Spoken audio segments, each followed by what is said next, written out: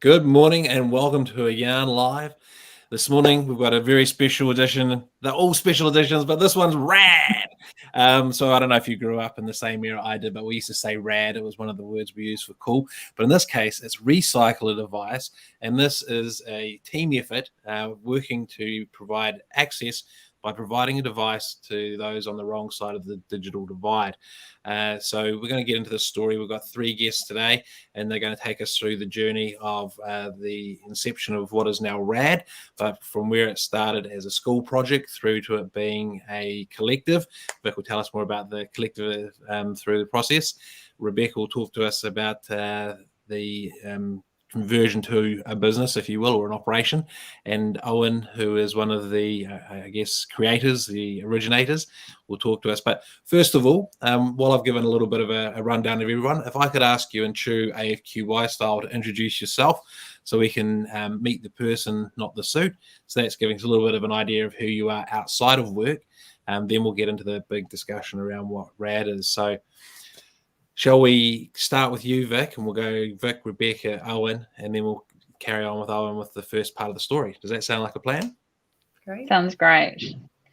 So kia ora koutou, everyone who's listening to this podcast or live stream. Podcast with video, it's different, isn't it? Ko Victoria McLennan toka wingua, but please call me Vic. I don't really have a life outside of work. My life is work and all of my passion projects. I spend a lot of my time these days working in the digital equity space. Probably more than half of my time is committed in that space. An initiative that started during lockdown last year called DECA, the Digital Equity Coalition Aotearoa, is something I'm very involved with, which is bringing the community in the digital equity space together. And also I chair a charitable trust, Digital Future Aotearoa, who is the home of R.A.D, which we'll talk a bit more about shortly. But my day job is I do own a couple of tech companies, hold governance roles, and just really, really, really passionate about Aotearoa. And I believe that everyone who lives in this country deserves an opportunity to realise their potential. So I do what I can to help facilitate that. So that's me.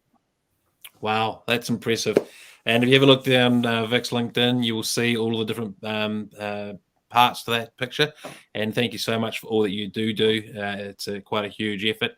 So thanks for stepping up for Aotearoa. Now, just put up our first one. I don't know if anyone knows. I think you all know Edmund, but it's just about the first one. Pairua present, or I'll represent. So now, if we come to you, Rebecca, if you can introduce yourself, give us a bit of an idea of who you are outside of R.A.D, that'd be great.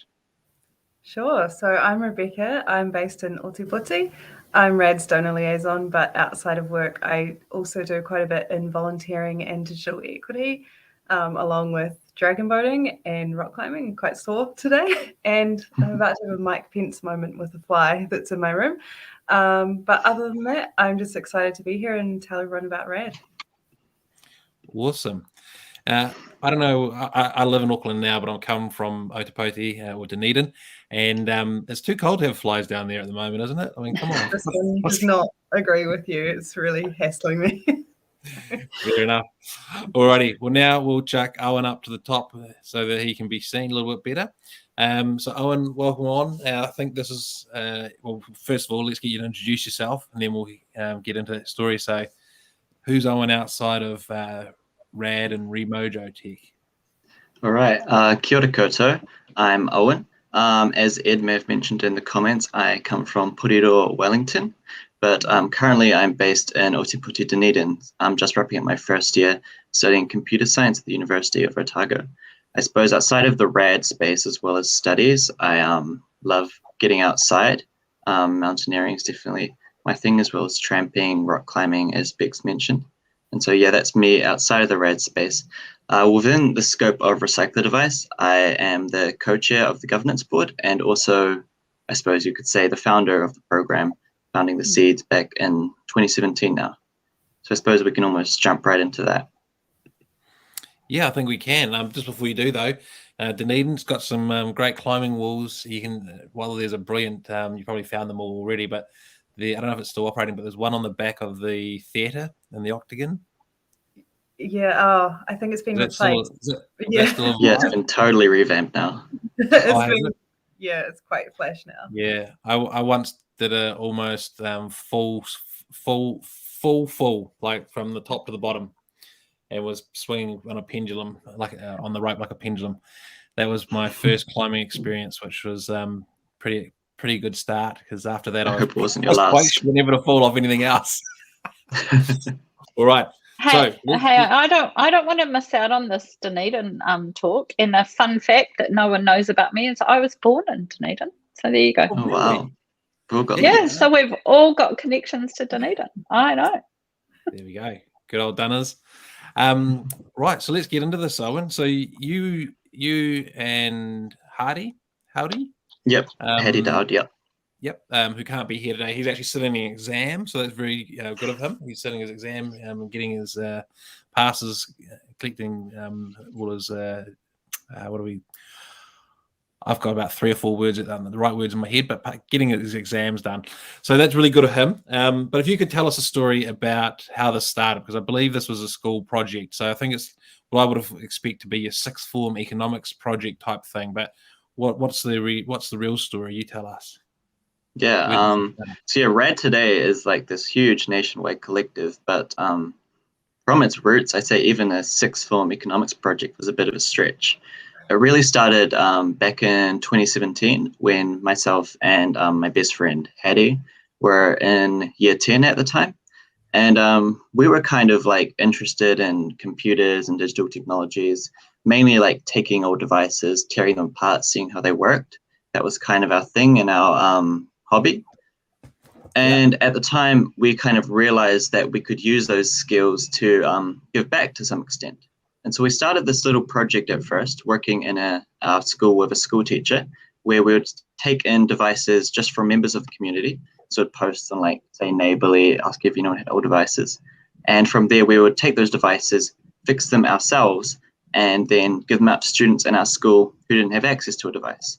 Because at the time, we were the first cohort in Aotea College Porirua, where I'm from, that transitioned to this model of bring your own device learning, where students are expected to bring a device to school of which they'll do most of their learning and homework off. And we were seeing like a lot of students at the time who just didn't have access to a device and couldn't really keep up with their learning. And I suppose it's just not just their learning as well, but they're becoming disconnected from people around them just because of lack of access to digital technology and social media and all that kind of stuff. And so this was really important to us, I think, just this small scale project of giving back in the way that we could. From there, it definitely grew a fair bit. So it started off small for a few years and kind of rolled along. We had like maybe 5 or so members of this group we named the Aotea College BYOD group, or BYOD support group. Yeah. But it scaled from there because in year 13, Hadi and I took part in the Young Enterprise Scheme, where students are supported to establish a business, most of which have like a community outcome. And we were like, well, why don't we transition this Aotea College BYOD support group into, social enterprise model? And so from there, we founded Remojo Tech, which sought to expand upon what we did within the BYOD scope and almost scale up.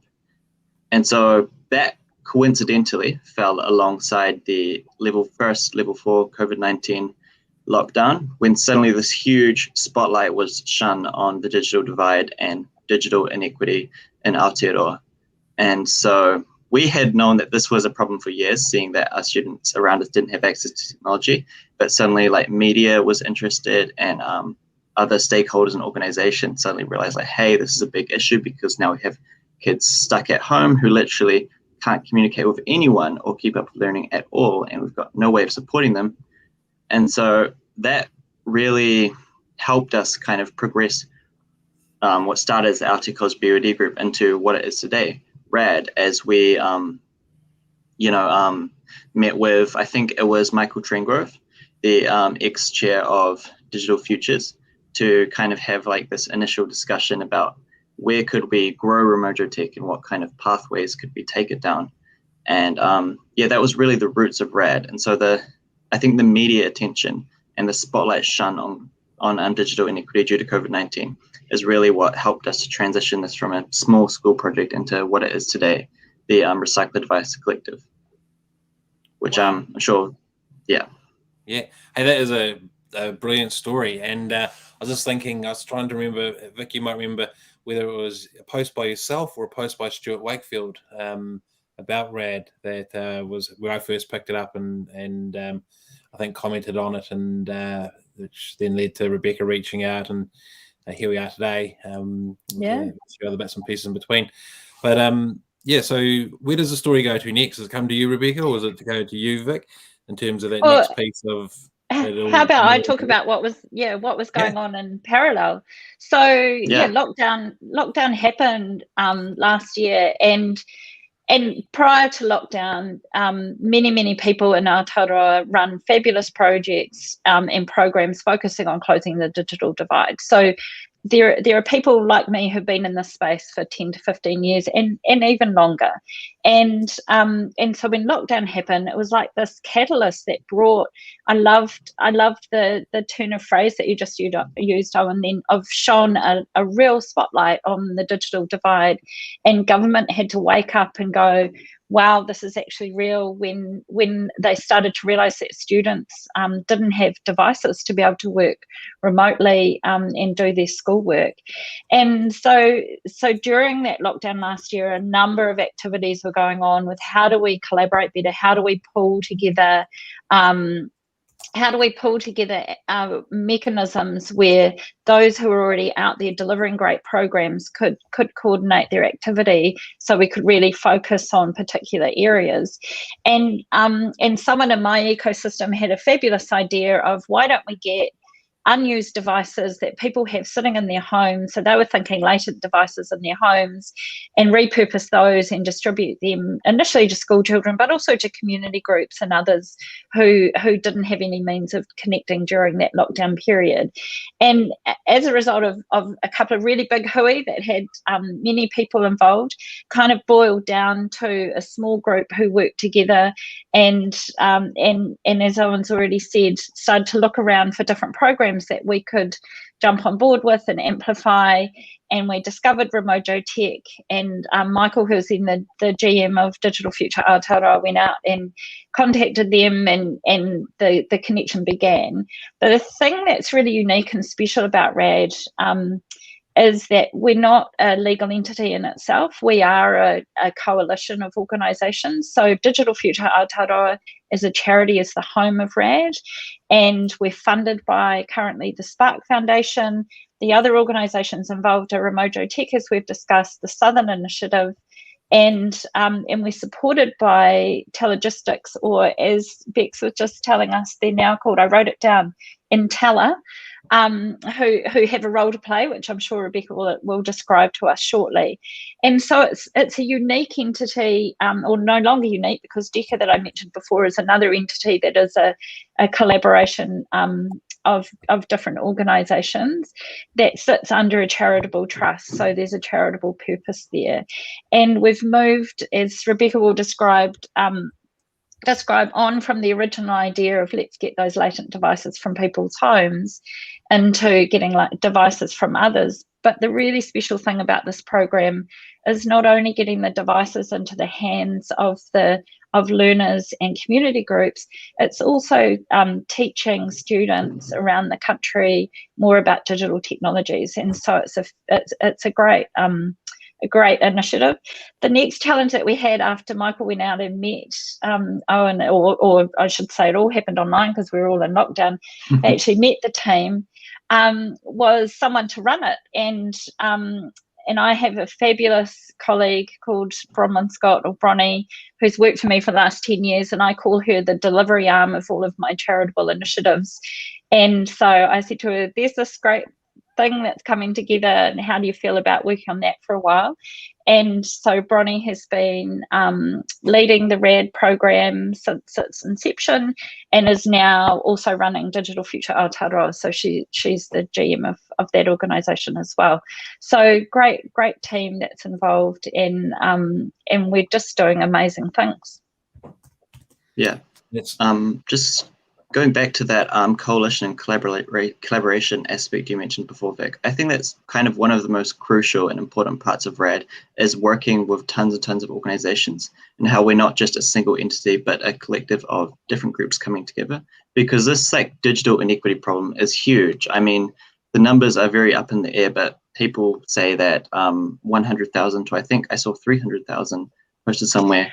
Well, last night on the radio, the Ministry of Education, there was a DepSec on the radio. She admitted to 40,000 students. That was the hardest number I've heard from the Ministry of Education, so I'm going to follow that up with them today. The number is huge. We don't know how big it is. Yeah, and so just in order to even make a dent in that figure, collaboration between a range of organizations is hugely important. I think that's one of my favorite parts of R.A.D. So I've just chatted Victoria Mahan, who's the CEO of Intella.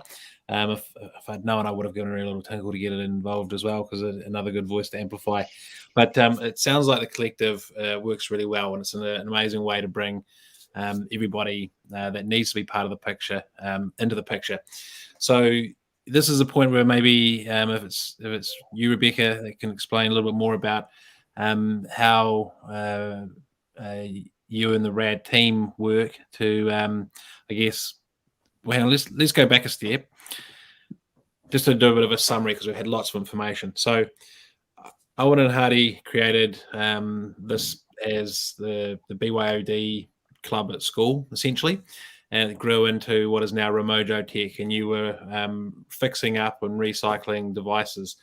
And then as the lockdown happened, Vic, you and a few people were looking for programs to support to help solve the problem that lockdown really exacerbated, and found Owyn and Hadi, and therefore brought this coalition together, which is then and added to the idea, I think, of asking people for their old devices so that they had a good source of devices. And then the next bit I was going to ask, which I think I'm not sure has been covered, is where the program changed from a few people doing it like yourself, Owyn, to you training other students at other schools to do the recycling of devices. Do we touch on that, or is that something to be added? I think that's something we're going to get to shortly. Okay, so is this where Rebecca comes in? Yeah. Okay.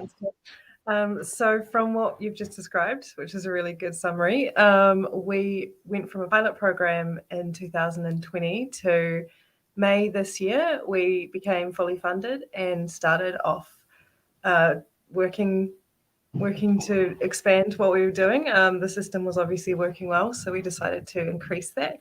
That meant that Remojo Tech are now contracted by Recycler Device to go and teach high school students to diagnose and refurbish the devices that we've been given. So the system is, once we get a device donation, either from an individual or from a business, that then goes to what used to be Telegistics, now is Intella, to be data secured. And then from there, they get shipped out to schools to be refurbished. We try to focus on lower decile schools, or schools without a pre-established DT, digital technology system, so that those students get those skills to use on into the future. And then from there, they are given to community groups who distribute them to people in need within the community.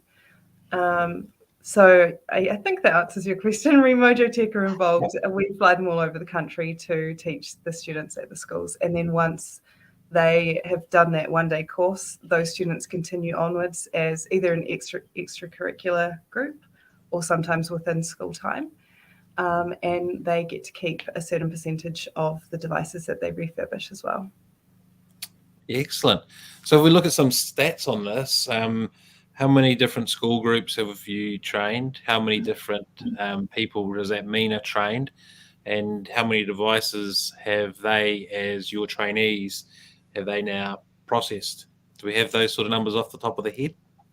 I can tell you how many devices they've processed. Owen's been at all the trainings, so he can probably tell you how many schools he's been to. I think it might be 8. Is that right, Owyn? I think 8 or 9 schools this year. Yeah.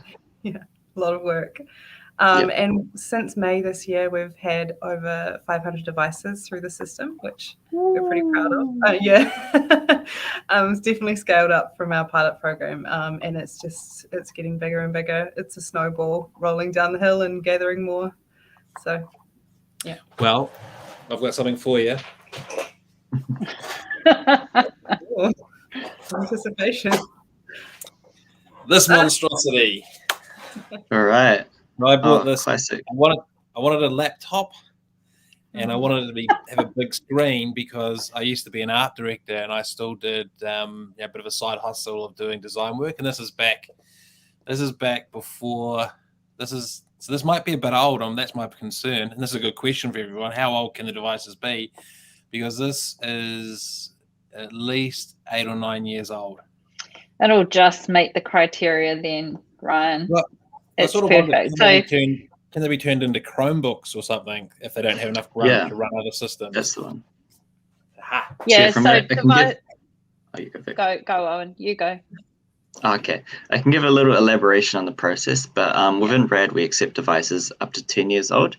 And so you're thinking, towards 8 or 9 years old, they're getting pretty slow, just like that Sheba you held up just before. And I think we've actually had a lot of those within Recycle the Device. It looked very familiar, the device. Nevertheless, a slow device can always be sped up to some degree. And so within Recycle the Device, within our processes, if we're putting Windows, the operating system, on a laptop, we look to optimize that using special software that we teach the students to use to make it faster and more streamlined. And if even that's not sufficient to make a device usable, as you mentioned earlier, it could be converted into a Chromebook using software. And so any device up to 10 years old can almost be made into this lightweight, efficient machine, which is really good for learning because Chromebooks are obviously quite standard in a lot of BYOD schools across the country. Yeah, and I used to work as a Google sales specialist and put the first major shipment of Chromebooks into New Zealand education. So there's my little bit of history to go with Vic's Dunedin history. And so therefore I know that there's very little grunt to them because they're mainly designed for surfing the internet and doing everything on the internet. Hence, you don't need all that onboard grunt that you might for running heavy software. So that's cool. That's good to hear. So that means that it widens the net to people digging a lot of old laptops out of their cupboards. Exactly, and other devices, which means that we can get them. So when you talked about Intella, you talked about something being secured or something. Does that mean that that's where they get, say, data cleanse? So all my old data will get wiped in Intella, so that anything that's on there, from my perspective, is safely and securely removed. But also for the recipient, there's not that there's anything funny on that computer, but who knows what there might be on some other computer. So it makes sure it's really clean, and a kid doesn't get, or anybody doesn't get something with some wacky history. We really want peace of mind for our donors, that they know that we're taking all the best practice. And we've had everyone from banks to city councils to people with really big data security needs donate and be really happy with Telegistics or Intella's process. And so we're pretty happy with the way it's going. It does actually bring me, when you were saying about laptops, it reminds me that a lot of people ask us about desktops and mobiles. At the moment, we only take laptops and tablets. And the reason for that is because we want something that students can take to and from school quite easily. So they can work at home on their education as well as at school. And so that's why laptops are our preferred. That said, we, it's a big collaboration. We work with other organisations who do take phones and desktops. So if you want to donate things, we can also connect you up with people who will repurpose those devices. Oh, that's awesome, because I sort of think,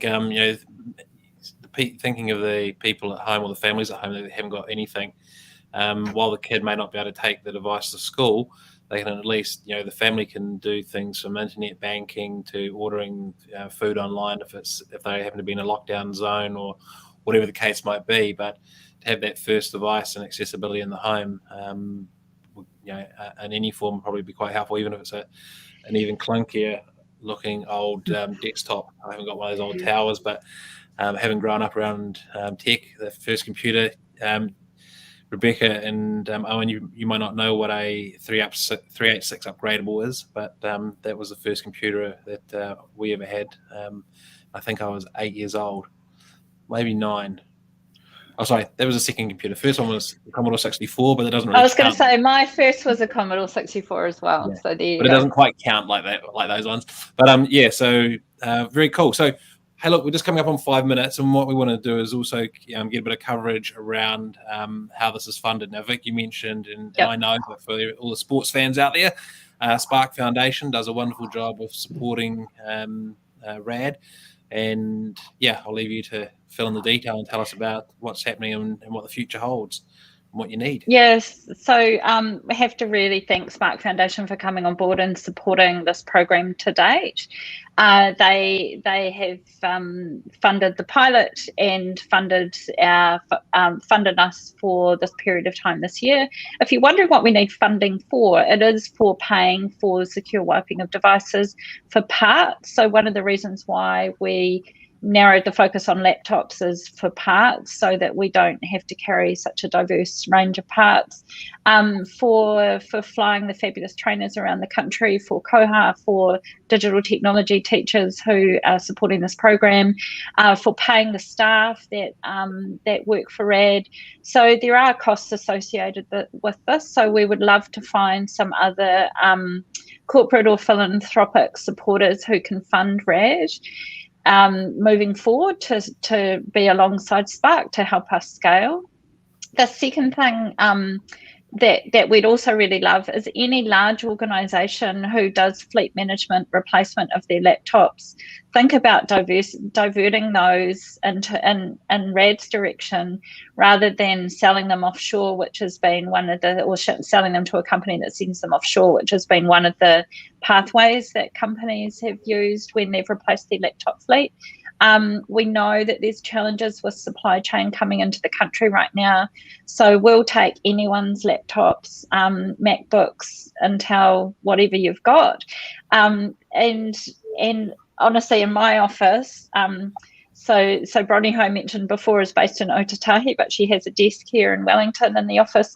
Her office is just piled high with laptops right now. People come in and just drop them off. It's great. We have people turn up in their lunch hours and turn up with laptops. We've had a few of our staff here at Optimal BI have put things on their local Facebook groups and have had people in their suburbs donate laptops, because lots of people have got them waiting for an e-waste day or some other event so they can dispose of them sitting in their garages or on shelves in the cupboards.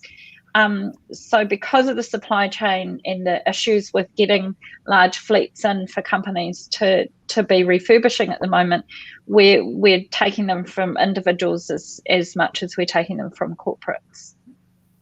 Awesome. Well, that would be amazing. Imagine a large organisation with a fleet. So I won't mention who, but I'll share this to a range of the CIOs and CTOs of the larger organisations, which probably have already heard it from yourself, Vic, but they can hear it from me as well. And we'll Thank you. Requests and see if it can work for any of them. Now, the realities are that they probably, with the size of them, they might actually make some money back that is reasonable for their budget to sell them. So yeah, maybe even a portion that they can donate versus they're considering about all of them. But if they could do all of them, hey, that would be magic. And Owen, you'd be pretty busy with hundreds of my work cut out for me, yeah.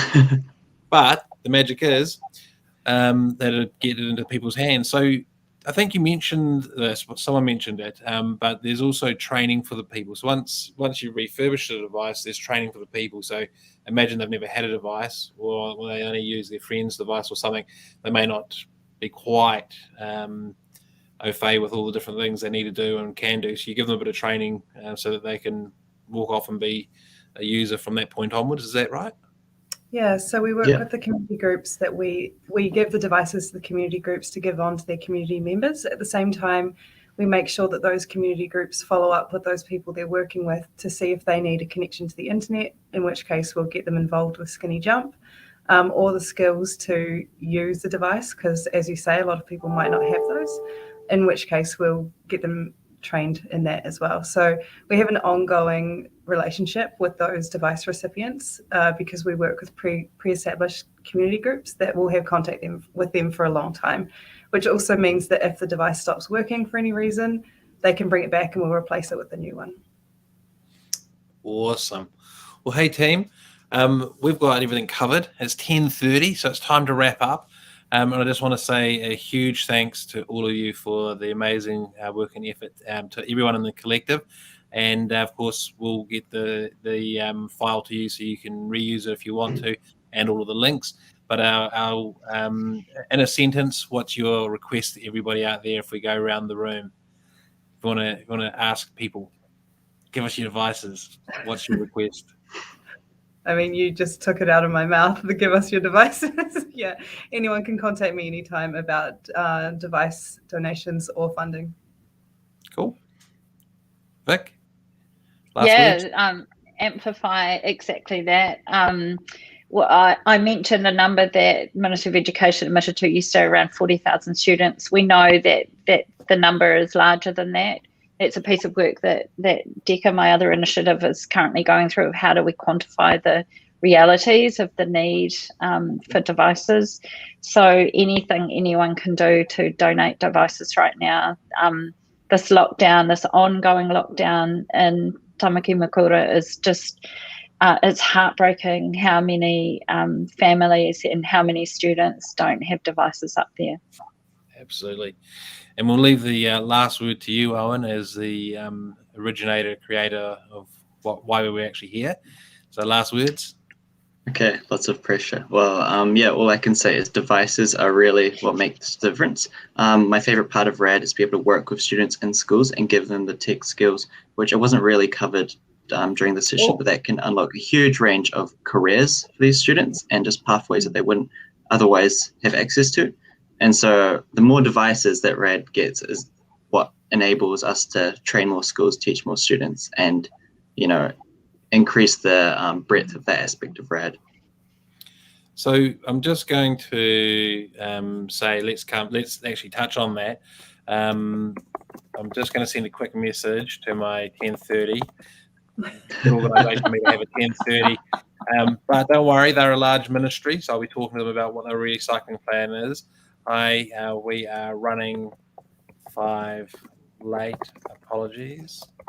So send that because I did. That was one of the most important things to me. Is not only do you give people access with devices, but you give people training, and that sets them up for a tech career. So while digital divide is one major problem, another major problem is a skill shortage.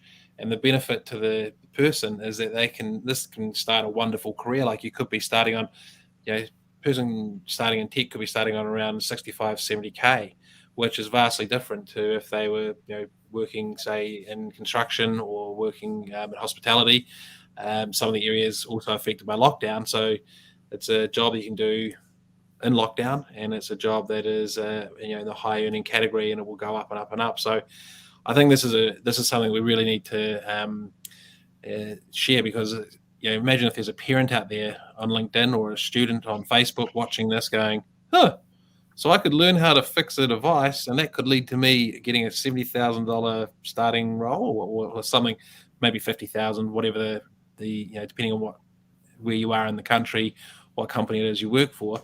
But that should be making them think, wow, there's a future, and that's all I got to do is learn how to recycle devices, and that's going to be the sort of, opening the door to learning more about tech and getting on their way. So, this comes back to the how many people do you think you would have trained, Owen? That's really hard to say. We've worked in 8 schools so far, each session with an average of maybe 20 students. And so what's the maths there? That's around 160 students we've worked with. Yeah, so, give or take. Here's the business model for you, Vic, is now start a recruitment part of R.A.D and those students internships with the companies that supply the devices.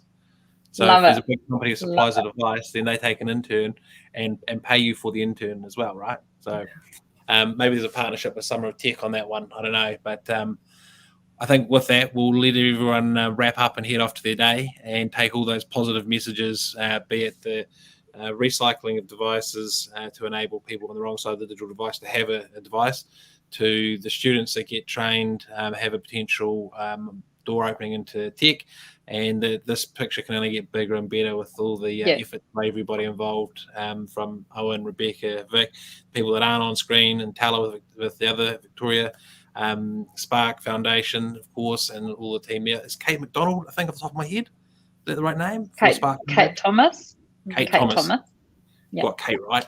So with that, thank you very much, everybody. Have a great day and start digging into the cupboards and looking for your old devices. I've got one at least, so I'll get that shipped down to you guys, and hopefully I can actually get it shipped direct to. Well, we'll get it sorted out. But get those devices out of the cupboards, people, and thank you so much for everything you do. It's a wonderful program. Thanks for highlighting us. It's great. Yep, cool. All right. We'll say ka kite anō to everyone out there.